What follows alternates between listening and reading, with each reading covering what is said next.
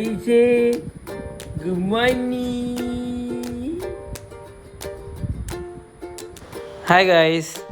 രാവിലെ എണീച്ച് നോക്കുമ്പോൾ യൂസും ആദവേട്ടനും നല്ല കളിയായിരുന്നു. യൂസിൻ്റെ ബെസ്റ്റ് ഫ്രണ്ട് ഇപ്പോൾ ആദവേട്ടനാണ്.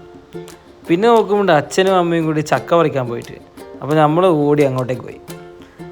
ഇപ്പം മഴക്കൊക്കെ കുറച്ച് കുറവുണ്ട്, പക്ഷേങ്കിൽ മഴ കുറച്ചപ്പോൾ തന്നെ നല്ല ചൂടും കാര്യങ്ങളുണ്ട് നാട്ടിൽ.